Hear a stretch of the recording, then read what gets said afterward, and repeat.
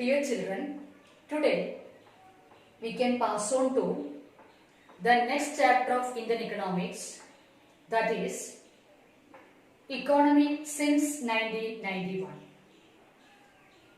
That is new economic policy, popularly known as LPG reforms. During 1991, our economy met with an economic crisis relating to external debt, fiscal deficit, balance of payments, foreign exchange reserves, etc. This led the government of India to introduce a new set of measures which changed the direction of our development strategy. First of all, let me define what do you mean by new economic policy or policy since 1991. New economic policy includes all those policy measures introduced by the government of India since 1991. Why the government of India introduced such a policy? To overcome the economic crisis during 1991, government prepared and implemented such new set of policy measures.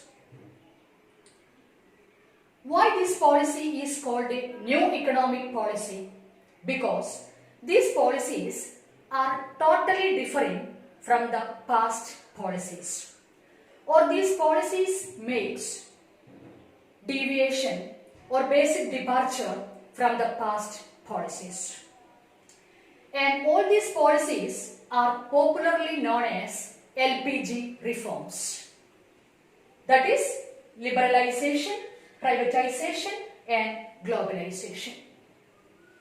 As I told you, these policies are totally new, introduced by the government of India during 1991. That is Narasimha Rao government under the leadership of Manmohan Singh, Dr. Manmohan Singh, the greatest economist that we have ever seen. That time, Manmohan Singh was the finance minister under Narasimha Rao's ministry. First of all, let us discuss the two types of measures under new economic policy. Namely, stabilizing measures and the structural adjustment measures. Stabilizing measures are the short-run measures or the demand management measures. Structural adjustment measures are the long-run measures. So, what do you mean by stabilizing measures? These measures aimed to stabilize the economy by removing imbalances in the system. For example, measures adopted by the government to restore equilibrium in the balance of payments, or to manage government's fiscal deficit, or to control inflation, etc. are the examples of stabilizing measures. Structural adjustment measures are the long-run measures to bring about permanent changes in the structure of an economy, to bring structural changes, ultimately to raise productivity, efficiency and the international competitiveness of the Indian economy. For example, measures like delicensing, disinvestment, etc. are the examples of structural adjustment measures. Okay, next let us talk about the objectives or goals of the new economic policy.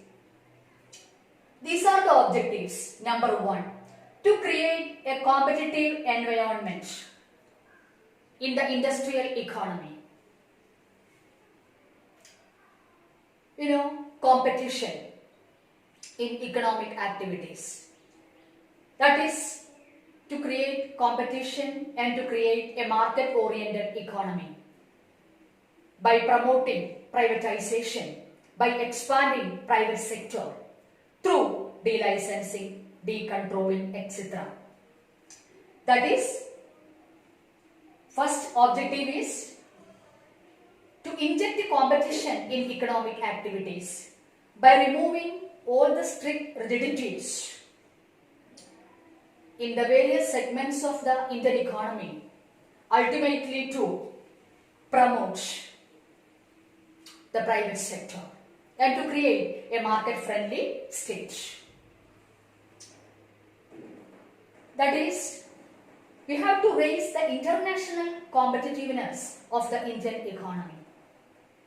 Second is dismantling of excessive bureaucratic controls. What do you mean by dismantling? Removal of all undesirable, excessive bureaucratic controls on the industrial economy. What do you mean by bureaucratic controls?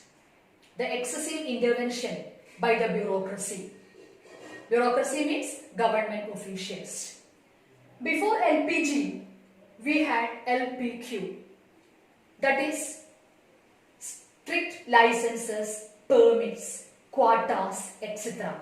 to control the industrial economy, especially the private sector industries, to check the excessive expansion of the private sector. Because before 1991, our aim was to promote public sector. That is why economic policy before 1991, heavy reliance on public sector. Public sector played a central role in economic and business activity. Private sector only secondary role. That hampered, the smooth process of industries, especially in the private sector. Because of these hurdles, the new entrepreneurs are not coming forward to start and expand new industries. So now the government decided to remove such unnecessary, undesirable controls and regulations on the industrial economy. Okay, now improve productivity, efficiency and performance of the industrial economy by removing such restrictions, unnecessary restrictions on the system. The ultimate objective is to enhance the international competitiveness of the Indian economy. And next point is to create a market-oriented economy. What do you mean by market-oriented economy? An economy in which market forces, demand and supply and competition have to play a very important role.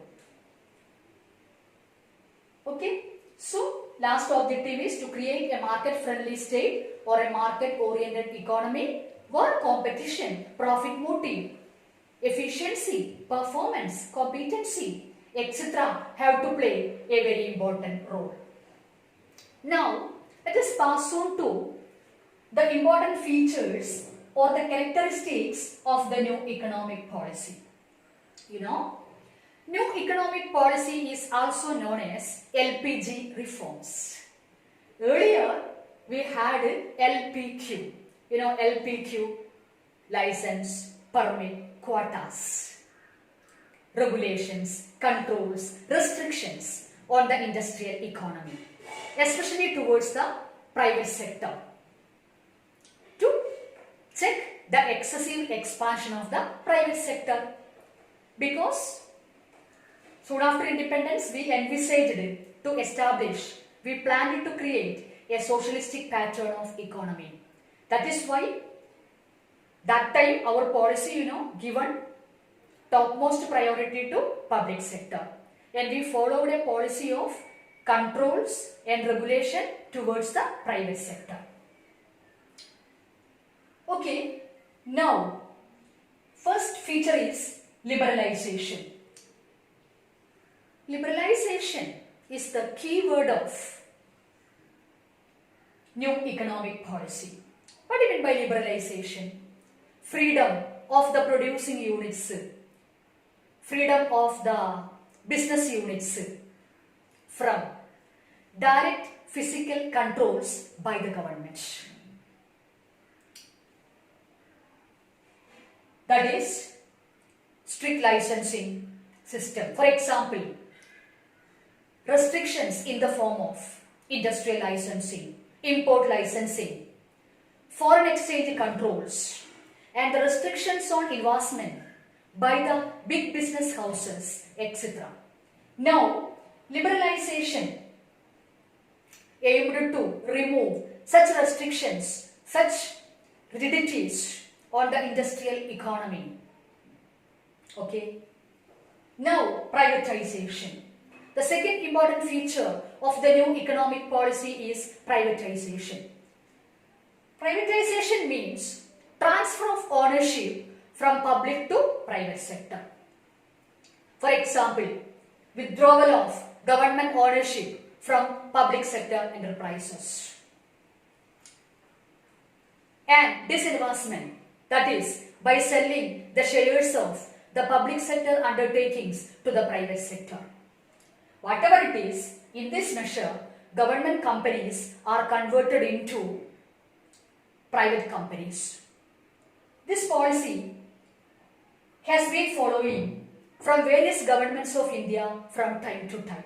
Even now, each year, government is trying to mobilize additional resources through disinvestment, okay, or through privatization. Globalization. Globalization is the outcome of liberalization and privatization. Globalization means integrating, connecting, linking an economy with that of the global economies or with that of the external sector or rest of the world. Globalization enables an economy to mobilize resources from abroad. It facilitates, smooth flow of goods and services, technology, capital, etc. from the rest of the world. It promotes economic integration and economic interdependence between India and foreign countries. Okay? And last feature of the new economic policy is, as a result of these policies, now Indian economy is moving towards market-oriented capitalistic economy in which competition, efficiency, etc. have to play a very important role. Now, let's conclude our discussion about this very important topic, new economic policy or economic reforms since 1991. The policy was introduced by the Narasimha Rao government during 1991. Since 1991 onwards, the various governments from time to time have been following almost the same level of policies. The advocates of the policies, they are of the opinion that these are only reforms, but the critics are of the opinion that these are not reforms, but these are the basic departure from the Nehruvian model of planned socialistic pattern of development. Whatever it is, as a result of these reforms, now our economy has been moving towards market-oriented capitalistic economy. Now we can just compare economic policy before 1991 and since 1991. Before 1991, heavy reliance on public sector. Public sector occupied the commanding heights of the Indian economy. Now, the role of the public sector has been reduced and redefined by the government. Now, the governments have been giving priority to market-oriented economy through privatization.